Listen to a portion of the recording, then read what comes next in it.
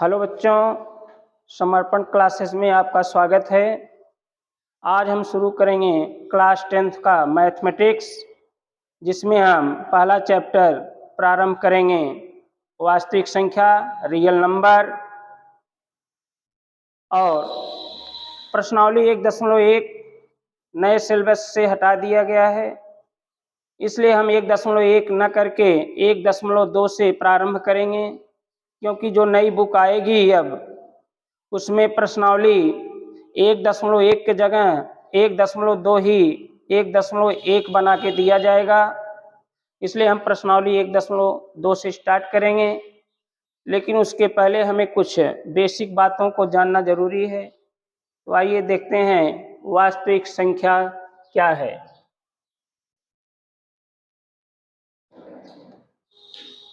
वास्तविक संख्या क्या है जरा देखते हैं। रियल नंबर,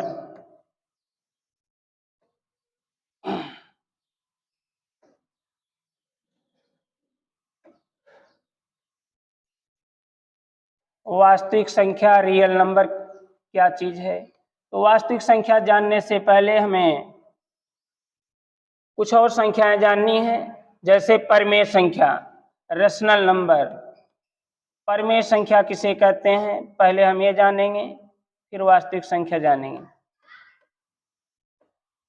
परमेय संख्या यानी रेशनल नंबर किसे कहते हैं? तो ऐसी संख्या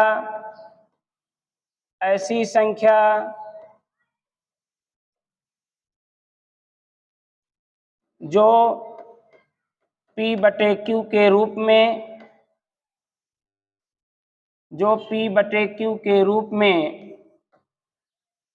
लिखी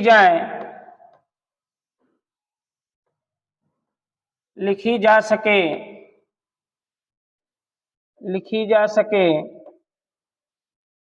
और Q का मान शून्य न हो, तो उसे परमेय संख्या कहते हैं, रेशनल नंबर कहते हैं।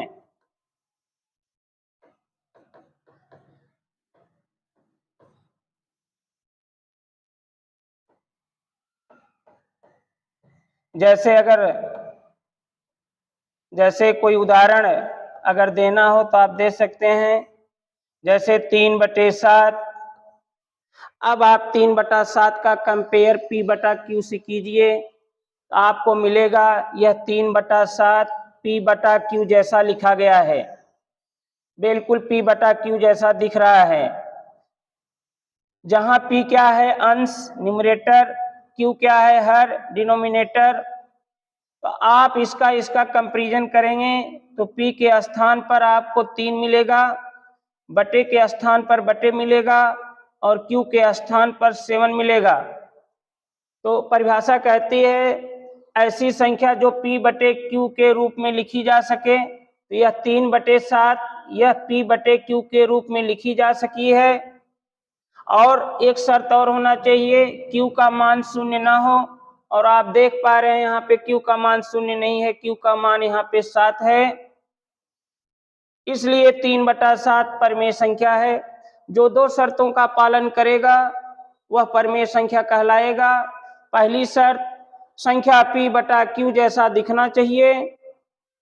दूसरी शर्त, Q का मान 0 नहीं होना चाहिए, जो कि इस 3/7 इस उदाहरण में दोनों शर्तों का पालन हो रहा है। संख्या P/Q जैसी दिख रही है और Q का मान शून्य नहीं है, इसलिए 3/7 परमेय संख्या है। और सोचें आप क्या क्या बना सकते हैं। 5/3 ये भी आपका परमेय संख्या है, क्योंकि ये भी दोनों शर्तों का पालन कर रहा है। जो दो शर्तों का पालन करेगा वही परमेय संख्या। पहली शर्त P/Q जैसा दिखना चाहिए संख्या, जो कि दिख रहा है। दूसरी शर्त Q का मान शून्य नहीं होना चाहिए, और यहाँ Q का मान शून्य नहीं है, Q का मान 3 है, तो इसलिए भी आपका परमेय संख्या है। यदि ऐसा लिख दें 2, 3, 4, तो ए भी परिमेय संख्या ही है, क्योंकि सभी संख्याओं के बटे में 1 छिपा होता है। जरूरत पड़ने पर हम बटे 1 प्रकट कर सकते हैं, तो 2 के बटे में 1 डाल सकते हैं, 3 के भी बटे में हम अपने आप 1 लिख सकते हैं, 4 के भी बटे में 1 लिख सकते हैं। तो ये भी संख्याएं जो है 2 शर्तों का पालन कर रही हैं। पहली शर्त P बटा Q जैसा है और दूसरी शर्त Q का मान 0 नहीं है। P बटा Q है, Q का मान 0 नहीं है। P बटा Q जैसा है, Q का मान 0 नहीं है, इसलिए ये सारी परिमेय संख्या है। लेकिन क्या शून्य परिमेय संख्या है? हाँ, शून्य भी परिमेय संख्या है, क्योंकि शून्य के भी बटे में हम 1 डाल सकते हैं। ये भी 2 शर्तों का पालन कर रहा है, P बटा Q का जैसा दिख रहा है और Q का मान 0 नहीं है, ये भी परिमेय संख्या है। P का मान 0 रहेगा चलेगा, लेकिन Q का मान 0 होने पर नहीं चलेगा, तब वह परिमेय संख्या नहीं होगा। हमें ध्यान देना होगा, हर मीन्स Q का मान कभी भी 0 नहीं होना चाहिए। इस प्रकार से हमारी परिमेय संख्या है। अब इसके बाद हम देखेंगे अपरिमेय संख्या क्या है। अपरिमेय संख्या किसे कहते हैं? जब आप परिमेय संख्या और अपरिमेय संख्या जान लेंगे, तब आप वास्तविक संख्या भी जान लेंगे। अपरिमेय संख्या इरेशनल नंबर क्या है? तो परिभाषा लिखते हैं, ऐसी संख्या जो P बटे Q के रूप में न लिखी जा सके,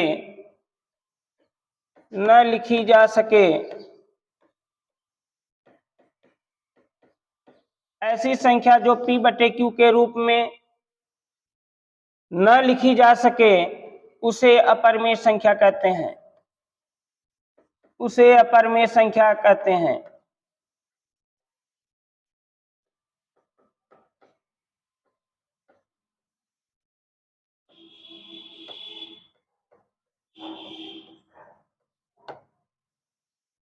जैसे अब बात यहाँ ये आती है, ऐसी कौन सी संख्या है जिसे हम P बटे Q के रूप में नहीं लिख सकते?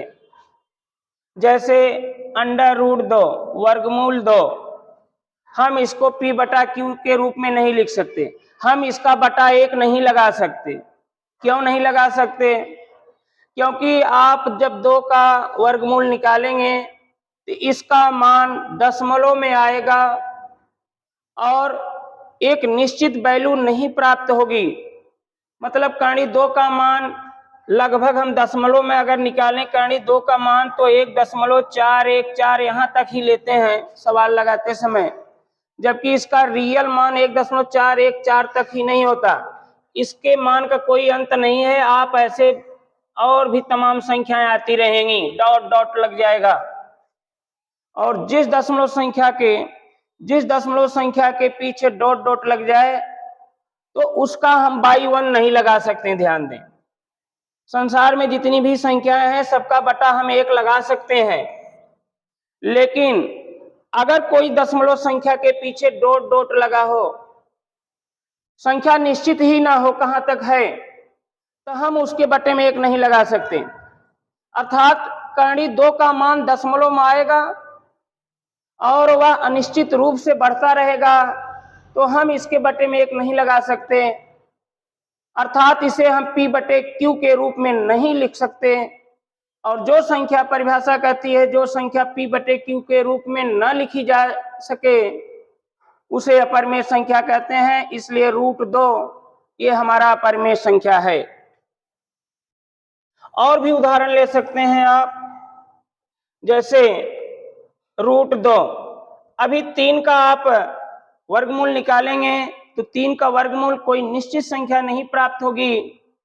हम सवाल सॉल्व करते समय लगभग दशमलव के 2-3 स्थान तक मान लेते हैं। करणी 3 का मान आएगा 1.732। अगर 3 का वर्गमूल निकालेंगे तो 1.732 आएगा। अगर यह करेक्ट मान होता है 1.732, तब तो इसके बटे में 1 डाल सकते हैं और हम इसको P बटा Q बना सकते हैं, जो कि परिमेय बन सकता है। लेकिन कणित 3 का यह एग्जैक्ट वैल्यू नहीं है, इसको आप कंटिन्यू आगे बढ़ाएंगे तो आगे संख्या मिलती रहेगी ऐसे डॉट डॉट, यानी जिस दशमलव संख्या के पीछे डॉट डॉट लग जाए यानी वह संख्या निश्चित ना हो। जो संख्या निश्चित ना हो उसके बटे में हम 1 नहीं लगा सकते हैं। जब इसके बटे में आप 1 नहीं लगा पाओगे तो इसलिए कणित 3 जो है आपका क्या है, अपरिमेय संख्या है। लेकिन यहीं पर अगर हम ऐसे लिख दें, अगर हम यही बात ऐसे लिख दें, डायरेक्ट लिख दें 1.25 और पीछे डॉट डॉट नहीं है, तो ये आपका परिमेय संख्या है, क्योंकि अब ये 1.25 ये संख्या आपका फिक्स है, आगे संख्या कोई बढ़ेगी नहीं, तो यह पूरी संख्या हमारी कंप्लीट है 1.25, और जो संख्या पूरी तरह से कंप्लीट हो उसके बटे में आप 1 लगा सकते हो। तो इस समय आप यहाँ पे इसे परिमेय संख्या बोल सकते हैं।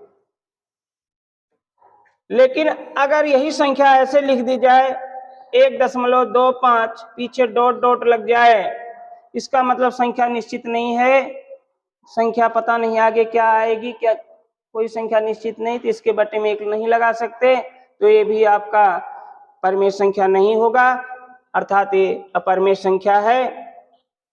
और भी अपरिमेय संख्याओं का उदाहरण ले सकते हैं, जैसे 5 √5, ये भी आपका परिमेय संख्या है, क्योंकि 5 का वर्गमूल निकालेंगे तो इसका मान दशमलव के बाद अनिश्चित संख्या मिलेगी। यानी अब हम कह सकते हैं यदि अंडर रूट के अंदर लिखी संख्या का मान दशमलव रूप में मिले और अनिश्चित रूप में मिले, उसे हम अपरिमेय संख्या कहेंगे।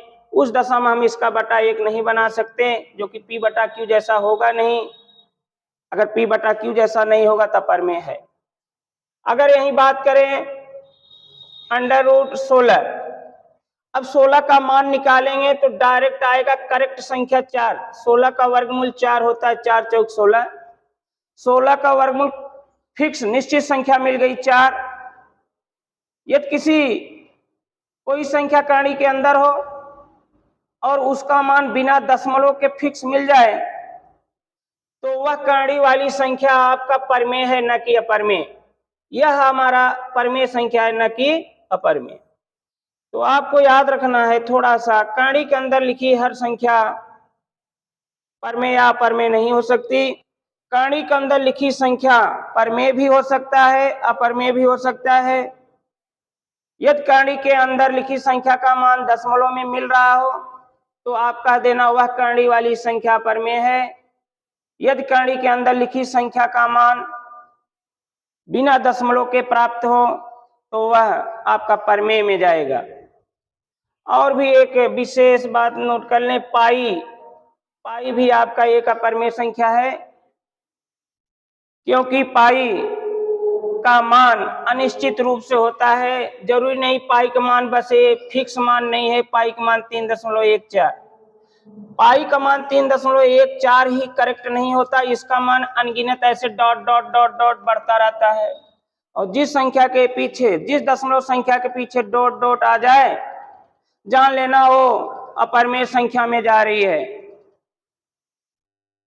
तो आइए हम बात करते हैं आगे वास्तविक संख्या की, रियल नंबर। वास्तविक संख्या किसे कहते हैं? वास्तविक संख्या जो कि आपका चैप्टर है पहला, क्लास 10 चैप्टर फर्स्ट में वास्तविक संख्या ही पढ़ना है। वास्तविक संख्या का डिफिनीशन अगर बनाएं तो पहले थोड़ा समझ लें। चाहे आप परिमेय संख्या ले लो, जैसे आप परिचित हो चुके हैं 3/7 परिमेय संख्या है, या आप अपरिमेय संख्या ले लो जैसे √2, ये आपका अपरिमेय संख्या है। चाहे संख्या परिमेय हो चाहे अपरिमेय हो, सारी संख्याएं वास्तविक के अंतर्गत आती हैं। या दोनों का समूह भी आप ले सकते हैं। समूह का मतलब दोनों को आप या तो प्लस, गुणा, भाग माइनस कुछ भी करके लिख दें, परमेय और अपरमेय। परमेय और अपरमेय को दोनों को एक में मिला दें तो ये परमेय अपरमेय का समूह है।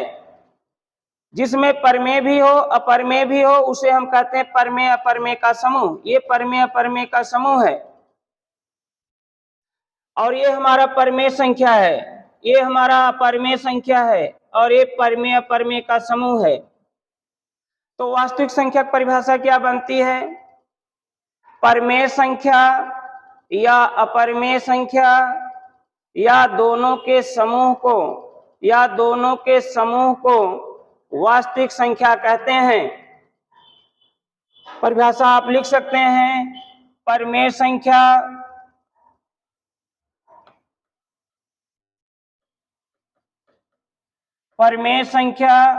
या अपरमेय संख्या रेशनल नंबर और इरेशनल नंबर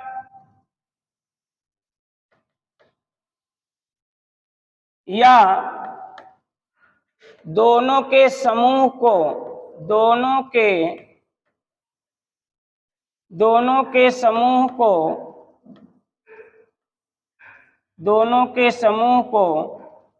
वास्तविक संख्या कहते हैं, रियल नंबर कहते हैं, वास्तविक संख्या कहते हैं। जैसे अगर आपको उदाहरण लिखना हो तो ये उदाहरण आप लिख सकते हैं, जैसे ये उदाहरण नीचे जो दिए हैं आप लिख सकते हैं। आप अपने मन से भी उदाहरण बना सकते हैं। अगर आप परिभाषा समझ गए हैं तो आप उदाहरण कुछ भी बना सकते हैं। परिभाषा कहता है परमेय संख्या या अपरमेय संख्या या दोनों के समूह को वास्तविक संख्या कहते हैं, रियल नंबर कहते हैं। जैसे 3/7 या करणी 2 या 3/7 प्लस करणी 2 दोनों का समूह है। अब इसके बाद इसका मतलब ये हुआ, चाहे संख्या परमेय हो वो भी वास्तविक संख्या से ही निकल रहा है, चाहे अपरमेय हो वो भी वास्तविक संख्या से निकल रहा है, चाहे दोनों का समूह हो वो भी वास्तविक संख्या से निकल रहा है। तो याद रखें, तो इसका मतलब हम अब बंटवारा कर सकते हैं। वास्तविक संख्याएं वैसे तो 2 से ज्यादा भी होती हैं, लेकिन यहाँ पर हमारे काम में केवल 2 संख्या आप जान लें। वास्तविक संख्या का बंटवारा कर दें, परमेय में भी कर सकते हैं और अपरमेय में भी कर सकते हैं। जितना जरूरत है हम अभी उतना ही पढ़ेंगे। तो वास्तविक संख्या के अंतर्गत अब हमें मालूम हो गया कि वास्तविक संख्या के अंतर्गत 2 संख्याएं आ रही हैं। परिभाषा कह रहा है परमेय संख्या हो या अपरमेय संख्या या दोनों का समूह वास्तविक संख्या कहलाएगी। तो वास्तविक संख्या को हम 2 भागों में बांट देते हैं, परमेय संख्या और अपरमेय संख्या। हमें ज्यादा अध्ययन करना है परमेय संख्या का। तो परमेय संख्या हमें ज्यादा अध्ययन करना है, परमेय संख्या। यानी अब आप एक बात याद रखें, परमेय संख्या वो भी वास्तविक संख्या से ही निकला है, अपरमेय संख्या ये भी वास्तविक संख्याओं के अंदर से ही निकला है। यानी वास्तविक संख्याएं अपने अंदर परमेय को भी बुला सकती हैं, अपरमेय को भी बुला सकती हैं या दोनों के समूह को भी बुला सकती हैं। यानी हम कह सकते हैं हर परमेय संख्या, सभी परमेय संख्याएं वो वास्तविक संख्याएं होती हैं। ये भी कह सकते हैं सभी अपरमेय संख्या वो भी वास्तविक संख्या है। लेकिन जस्ट इसका उल्टा नहीं बोल सकते। सभी परमेय संख्याओं को आप वास्तविक संख्या कह सकते हैं, चलेगा। सभी अपरमेय संख्या को भी आप वास्तविक संख्या कहेंगे, चलेगा। लेकिन सभी वास्तविक संख्या को आप परमेय संख्या नहीं कह सकते या अपरमेय संख्या नहीं कह सकते, क्योंकि वास्तविक संख्या अपने अंदर 2 लोगों को छिपा के बैठा है, परमेय संख्या और अपरमेय संख्या। तो वास्तविक संख्या में परमेय भी होता है और अपरमेय भी होता है। तो सभी वास्तविक को आप परमेय थोड़ी कह सकते हैं, तो अपरमेय कहाँ जाएगा? या सभी वास्तविक संख्या को आप अपरमेय भी नहीं बोल सकते। अगर सभी वास्तविक संख्या को आप अपरमेय कहेंगे तो परमेय कहाँ जाएगा? क्योंकि वास्तविक संख्या के दो भाग, परमेय और अपरमेय। हाँ, आप ये कह सकते हैं सभी परमेय संख्या को वास्तविक संख्या बोल सकते हैं, सभी अपरमेय संख्या को वास्तविक संख्या कह सकते हैं, लेकिन सभी वास्तविक को परमेय नहीं कहा जा सकता, सभी वास्तविक को अपरमेय भी नहीं कहा जा सकता, क्योंकि वास्तविक संख्या में परमेय भी होता है और अपरमेय भी होता है। इसके बाद हम परमेय संख्या लेकर चलेंगे जो हमारे सिलेबस में काम आएगा। तो वास्तविक संख्या के दो भाग, परमेय संख्या, अपरमेय संख्या। अब परमेय संख्या को हम लेकर चलेंगे। अब परमेय संख्या में बहुत सारे भाग हो जाते हैं, जैसे आप नाम सुने होंगे प्राकृतिक संख्या। प्राकृतिक संख्या ये जान लें, प्राकृतिक संख्या चाहे जो ले लो वो परमेय संख्या में आ जाएगा। और दूसरा आप ले लें पूर्ण संख्या, नेचुरल नंबर, पूर्ण, इसके बाद पूर्ण संख्या, होल नंबर, इसके बाद पूर्णांक संख्या। ये जितनी संख्याएं लिख रहे हैं ये सब परमेय संख्या का भाग है। इंटीजर नंबर, पूर्णांक संख्या। और इसके बाद आप लिख सकते हैं, नाम तो सुने ही होंगे, सम संख्या, इवन नंबर और विषम संख्या, ऑड नंबर और अभाज्य संख्या, प्राइम नंबर, जो कि बहुत ही इंपॉर्टेंट होगा अभाज्य संख्या। और इसके बाद भाज्य संख्या, कंपोजिट नंबर।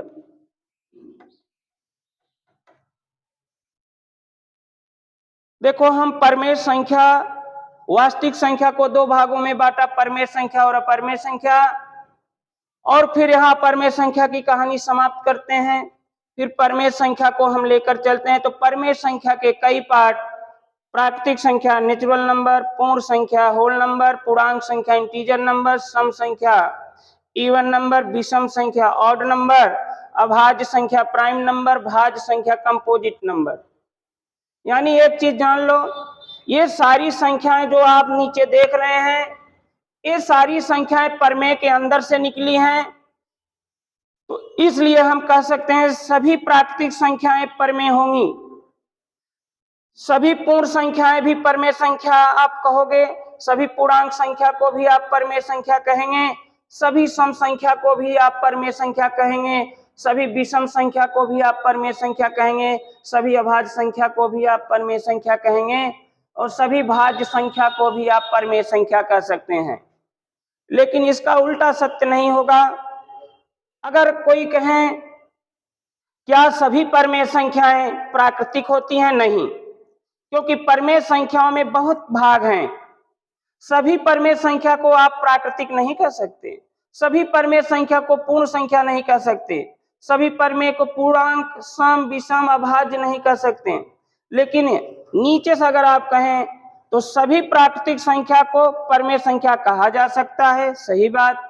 सभी पूर्ण संख्या को भी आप परमेय संख्या कह सकते हैं, सभी पूर्णांक संख्या को भी परमेय संख्या कह सकते हैं, सभी सम संख्या को भी परमेय संख्या कह सकते हैं, क्योंकि जितने भी ये आप देखेंगे सबको p/q के रूप में लिखा जा सकता है और q का मान शून्य नहीं होगा। तो थोड़ा सा हम परिचित हो जाए, प्राकृतिक संख्या किसे कहते हैं? Natural number. ऐसी संख्या जो वस्तुओं को गिनने के काम में आती है, ऐसी संख्या जो वस्तुओं को गिनने के काम में आती है उसे प्राकृतिक संख्या कहते हैं। जैसे कोई भी वस्तु गिनना है तो हम प्रारंभ करते हैं 1 से, 1, 2, 3, 4, डॉट डॉट लगा देते हैं, अनंत तक जाते हैं। हम कभी भी वस्तुओं की संख्या को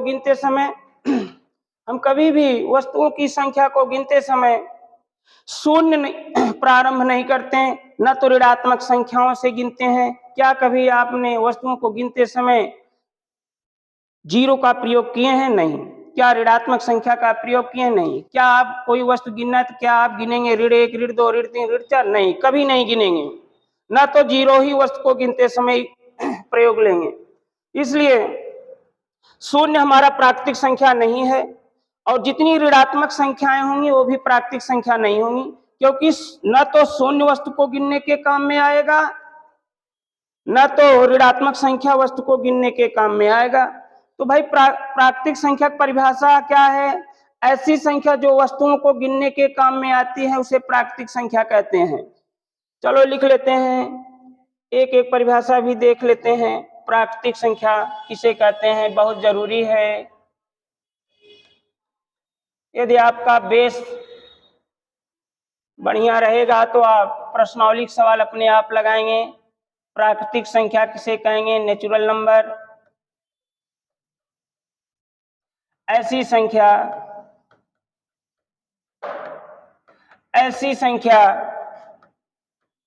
जो वस्तुओं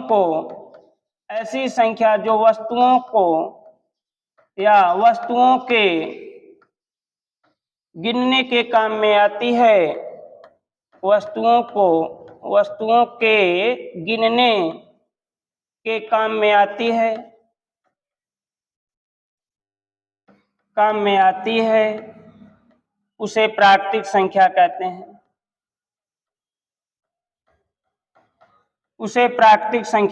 हैं। और प्राकृतिक संख्याओं का सीरीज आपको याद होना चाहिए। जैसे 1 से अनंत तक लिखे जाने वाली संख्याएं भी प्राकृतिक संख्या आप परिभाषा में कह सकते हैं। जैसे 1, 2, 3, 4, ऐसे खत्म नहीं होगा, ऐसे डॉट डॉट अनंत तक आप लिख सकते हैं, इन्फिनिटी तक। आप जितनी संख्याएं देख रहे हैं ये सब प्राकृतिक संख्याओं के अंदर आएंगी, क्योंकि कोई भी वस्तु गिनना है तो हम इन संख्याओं का काम जरूर लेते हैं। जैसे वस्तु की संख्या गिनना है तो हम 1 से स्टार्ट करते हैं, 1, 2, 3, 4, 5, 6 डॉट डॉट, और जो प्रारंभ होता है वह सबसे छोटा संख्या कहा जाता है। यानी एक बात याद रखें, अगर आपसे कोई पूछे सबसे छोटी प्राकृतिक संख्या क्या है, तो आप कहेंगे सबसे छोटी प्राकृतिक संख्या 1 होती है। कभी शून्य मत कह देना, कभी ऋणात्मक संख्या मत बोलना, क्योंकि ऋणात्मक संख्या प्राकृतिक संख्या होती ही नहीं। शून्य भी प्राकृतिक संख्या नहीं होती। कोई पूछे भाई शून्य प्राकृतिक संख्या क्यों नहीं है, तो आप कहिए क्योंकि शून्य वस्तुओं को गिनने के काम में आता नहीं, इसलिए प्राकृतिक संख्या नहीं है। कोई कहे ऋण 5 प्राकृतिक संख्या क्यों नहीं है, क्योंकि ऋण 5 वस्तुओं को गिनते समय कभी भी काम में नहीं आएगा, इसलिए ऋण 5 भी प्राकृतिक संख्या नहीं है। क्या आप सोच के बताओ, क्या 51 हमने लिखा, क्या 51 प्राकृतिक संख्या है? हाँ, 51 प्राकृतिक संख्या है।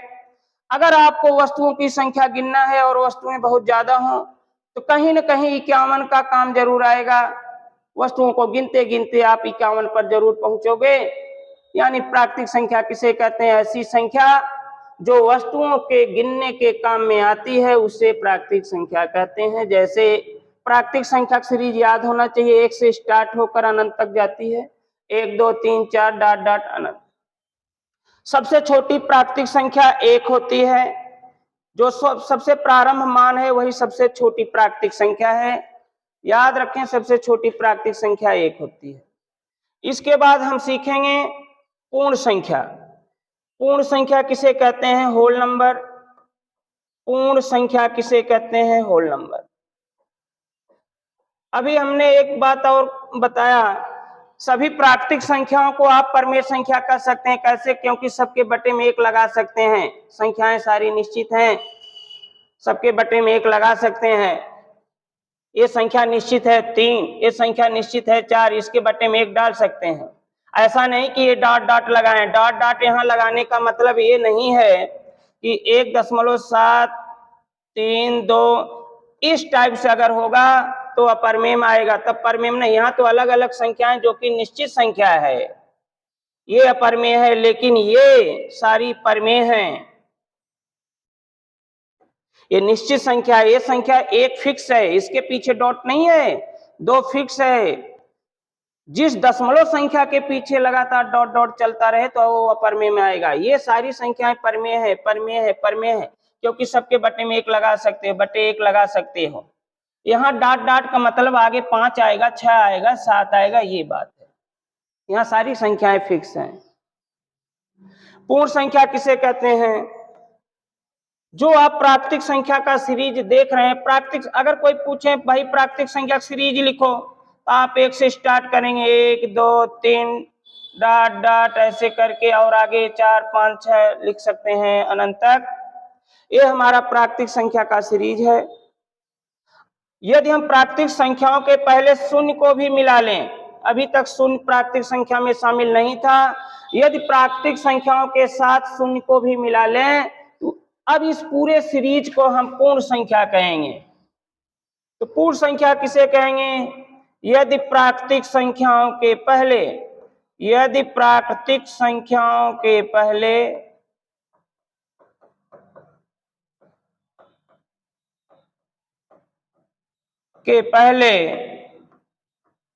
शून्य को भी मिला लें, शून्य को भी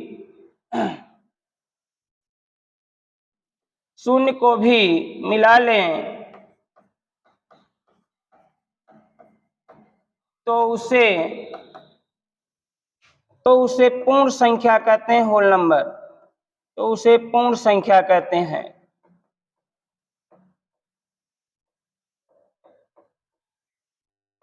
जैसे पूर्ण संख्या का सीरीज ये है, याद रखना। पूर्ण संख्या की सीरीज लिखना तो 0 से स्टार्ट करना, 0 1 2 3 ऐसे डाट डाट अनंत।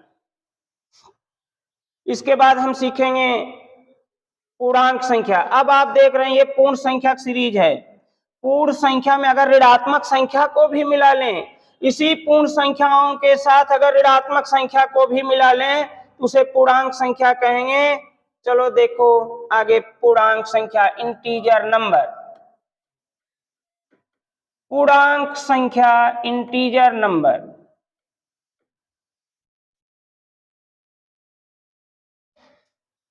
जैसे पूर्ण संख्या की सीरीज अगर हम कहें प्राकृतिक संख्या की सीरीज लिखो, तो आप 1 से स्टार्ट करोगे, 1 2 3 डाट डाट अनंत।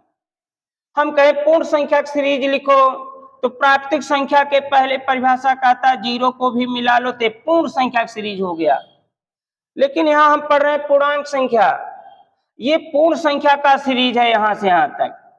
अब इस पूर्ण संख्या के पहले अगर हम ऋणात्मक संख्या को भी मिला ले, यदि पूर्ण संख्याओं में ऋणात्मक संख्या को भी मिला ले, तो उस पूरे सीरीज के जो पूरा सीरीज बनेगा उसे हम पूर्णांक संख्या कहेंगे। जैसे ऋण 1 भी ले लिए, ऋण 2 भी ले लिए, ऋण 3 भी ले लिए, ऐसे डाट डाट इधर भी अनंत ही।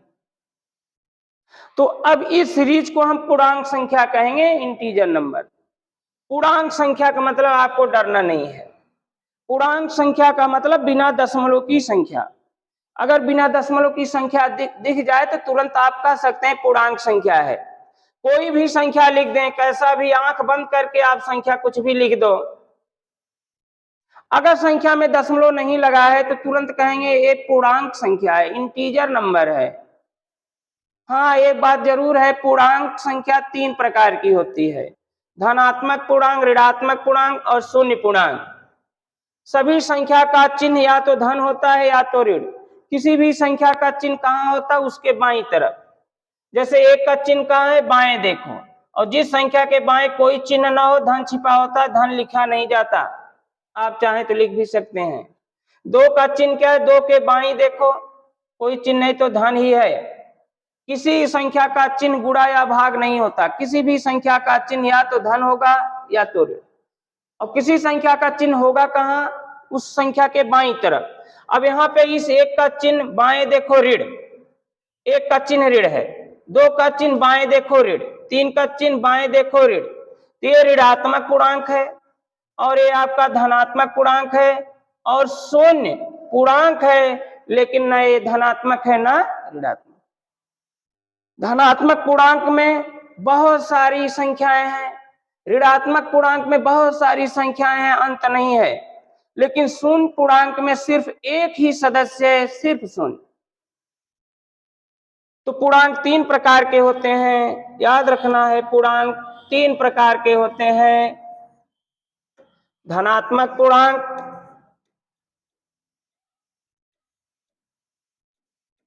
धनात्मक पूर्णांक पहला पूर्णांक 3 प्रकार के, धनात्मक पूर्णांक, दूसरा ऋणात्मक पूर्णांक,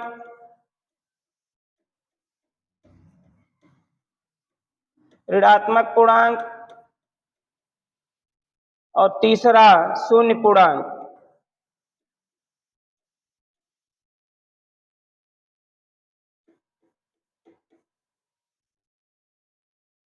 पूर्णांक किसे कहते हैं, एक बार पुनः सुने।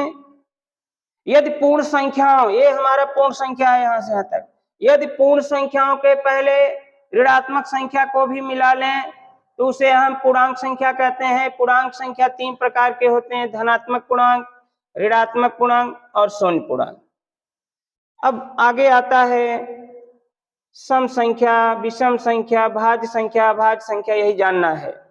चलो देखते हैं सम संख्या, जिससे अब प्रश्नावली स्टार्ट हो जाए कल से। सम संख्या किसे कहते हैं?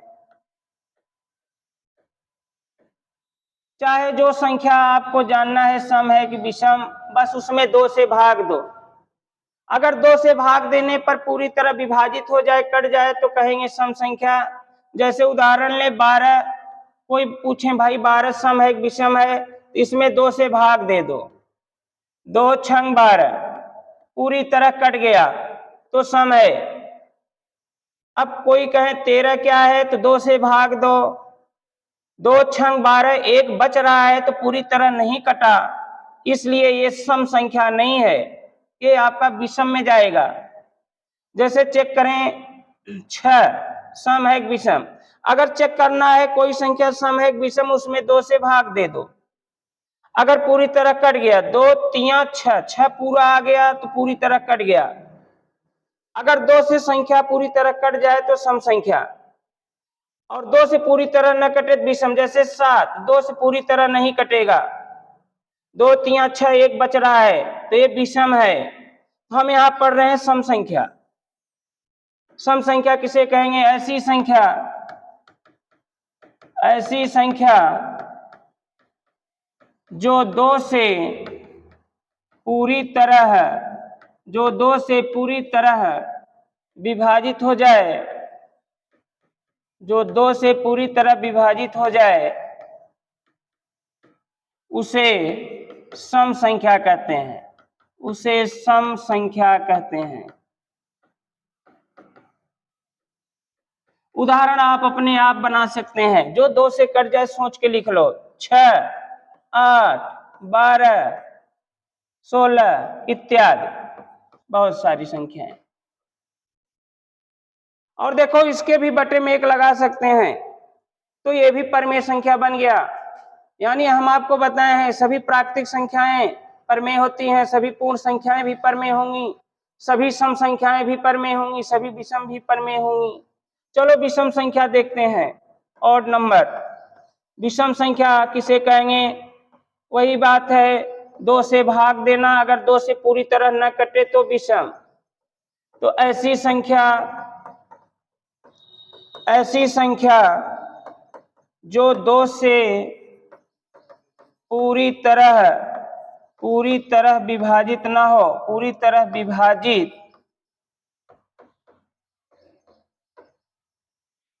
विभाजित ना हो, उसे विषम संख्या कहते हैं, उसे विषम संख्या कहते हैं।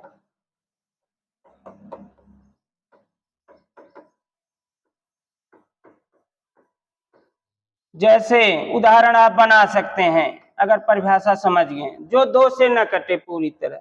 जैसे 7, ये 2 से नहीं कटेगा। 9, ये भी 2 से पूरी तरह नहीं कटेगा। 13, ये भी 2 से पूरी तरह नहीं कटेगा, इत्यादि। तो आप देख पा रहे हैं इसके भी बटे में 1 लगा सकते हैं, तो ये भी p बटा q बन गया, ये भी आपका परिमेय संख्या है। अब इसके बाद हम लास्ट पढ़ रहे हैं अभाज्य संख्या, लास्ट पढ़ेंगे अभाज्य संख्या, जो कि बहुत जरूरी है। अभाज्य संख्या, ये अभाज्य संख्या बहुत ही इंपॉर्टेंट होता है। अभाज्य संख्या पे बहुत चीजें टिकी हुई हैं। अगर अभाज्य संख्या आपको पहचानना आएगा तो आप वर्गमूल निकाल सकते हैं, एलसीएम एचसीएफ निकाल सकते हैं, बहुत चीज आप समझ सकते हैं। अभाज्य संख्या, अभाज्य संख्या किसे कहते हैं? ऐसी संख्या, लिख लें परिभाषा फिर हम समझाते हैं। ऐसी संख्या जो स्वयं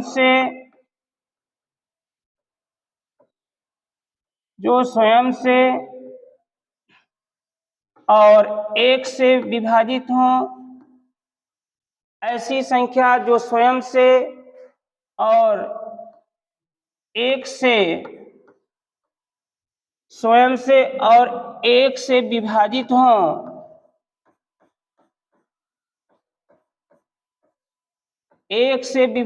हो, और अन्य किसी संख्या से विभाजित न हो, और अन्य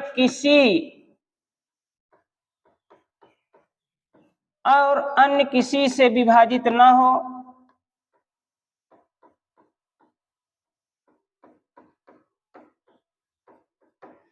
उसे अभाज्य संख्या कहते हैं, प्राइम नंबर कहते हैं, उसे अभाज्य संख्या कहते हैं।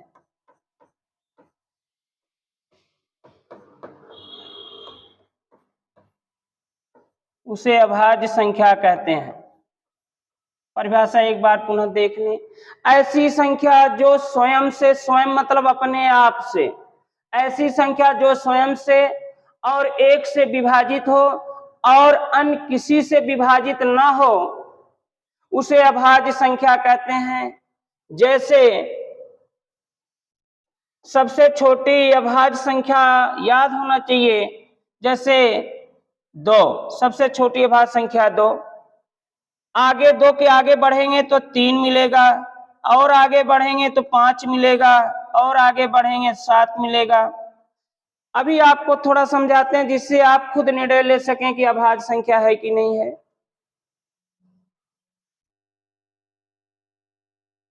परिभाषा कहता है कि ऐसी संख्या जो स्वयं से और 1 से डिवाइड हो और अन्य किसी से विभाजित ना हो, उसे अभाज्य संख्या कहते हैं। आप चेक करेंगे तो 2 अपने 2 से विभाजित होगा और 1 से, और तीसरी बार 2 किसी अन्य संख्या से नहीं डिवाइड हो रही है, इसलिए अभाज्य है। ये माइंड में रखो, जो संख्या केवल 2 बार कट के रुक जाए, तीसरी बार किसी से न कटे, वही अभाज्य है। और 2 बार किससे किससे कटना चाहिए? स्वयं से, अपने आप से और 1 से। आप 2 को लाख प्रयास कर लो, केवल ये 2 ही बार डिवाइड होगी। एक बार अपने 2 से कटेगी और एक बार 1 से कटेगी। 2 में 2 का भाग देंगे, 2 1 के 2 कट गया। 2 में 1 का भाग देंगे, 1 2 के 2 कट गया। लेकिन तीसरी बार कोई ऐसी संख्या बनी ही नहीं है जो कि 2 को काट दे पूरी तरह। 2 को काटेगा तो सिर्फ 2 और 1, स्वयं और 1। जो संख्या स्वयं और 1 से कटेगी और तीसरी बार किसी से नहीं कटेगी, जान लेना वह अभाज्य संख्या है, प्राइम नंबर है। 3 भी आपका अभाज्य संख्या है, क्योंकि ये भी केवल 2 ही बार कटेगी। एक बार अपने आप से कटेगी 3 से, और एक बार 1 से कटेगी। और संसार में कोई संख्या बनी नहीं है जो कि 3 को काट दे। पूर्णांक संख्या की बात कर रहे हैं। कोई ऐसी तीसरी संख्या बनी नहीं है जो कि 3 को काट दे। तो ये भी संख्या केवल 2 ही बार कट रही है, इसलिए ये भी हमारी क्या है? अभाज्य संख्या। 5 भी क्या है? अभाज्य संख्या, 2 ही बार कटेगा। 7 भी क्या है? अभाज्य संख्या। अब आप निर्णय ले सकते हैं आगे। 7 के बाद 8 आएगा, जो कि 8 अभाज्य नहीं है। क्यों? क्योंकि अगर आप 8 चेक करोगे तो 8 8 से कटेगा। संसार की हर संख्या अपने से और 1 से जरूर कटेंगी, लेकिन कुछ ऐसी संख्याएं होंगी जो केवल 2 ही बार कटेंगी, जो और कुछ संख्याएं 2 से अधिक बार भी कटेंगी, जैसे 8 1 के 8 एक बार कट गया, और 8 1 से भी कट जाएगा, 1 अट्ठे 8, और 8 आपका 2 से भी कट गया, 2 चौक 8। तो आप देख रहे हैं यह 8 3 बार कट गया, और जो संख्या 3 बार कट जाए या 3 से ज्यादा बार कट जाए वह अभाज्य नहीं हो सकता, क्योंकि ये परिभाषा का पालन नहीं कर रहा है। परिभाषा कहता है जो संख्या स्वयं से कटे और 1 से कटे और किसी से न कटे। यहाँ तो तीसरी बार 2 से भी कट गया, इसलिए 8 अभाज्य नहीं है। तो हम क्या करते हैं, 8 को इस सीरीज में नहीं रखेंगे, क्योंकि ये सीरीज हम अभाज्य संख्यक बना रहे हैं। आगे 8 के बाद 9 सोचो, 9 अभाज्य नहीं है, क्योंकि 9 भी कई बार कटेगा, 9 से कटेगा, 9 1 से कटेगा, और देखो तीसरी बार भी कट गया, 3 से भी कट गया, इसलिए 9 भी अभाज्य संख्या नहीं है। आगे 10 चेक करेंगे तो 10 भी कई बार कट रहा है। बस हमें माइंड में ये रख लेना है, जो संख्या केवल 2 बार कट के रुक जाए वही अभाज्य है। अभाज्य संख्याएं बहुत जिद्दी होती हैं, ये केवल 2 ही बार कटती हैं, अपने से और 1 से, और किसी से कटेंगी ही नहीं। आगे बात करते हैं 11। 11 ये भी अभाज्य है, क्योंकि केवल 2 ही बार कटेगा, 11 से और 1 से। इनके अलावा कोई तीसरी संख्या बनी नहीं है जो कि 11 को काट दे। 12 कई बार कटेगा, 12 12 से कटेगा, 1 से कटेगा, 2 से कटेगा, 3 से कटेगा। जो कई बार कट रही हो, जो 3 बार या 3 से ज्यादा बार कट जाए वो अभाज्य नहीं है, इसलिए इसमें 12 का एंट्री नहीं है। 13 ये अभाज्य है, 2 ही बार कटेगा। अब आगे आप सोच सोच के आपको और आगे बनाना है, और आप लिखिएगा 1 से 50 के अंदर कितनी अभाज्य संख्याएं हैं खोजना। हम बता दे रहे हैं 1 से 50 के बीच में कुल 15 अभाज्य संख्याएं मिलेंगी। जरा आप घर पे प्रयास करना, 1 से 50 के अंदर सारी अभाज्य संख्याओं को ढूंढ के लिखना और देखना क्या क्या मिलती हैं, और 1 से 50 के अंदर सारी अभाज्य संख्या याद रखें तो बहुत बढ़िया। तो बस आज के लिए इतना ही, कल से हम प्रश्नावली स्टार्ट करेंगे। ठीक है, आप घर पे इसको दोहराइएगा। धन्यवाद।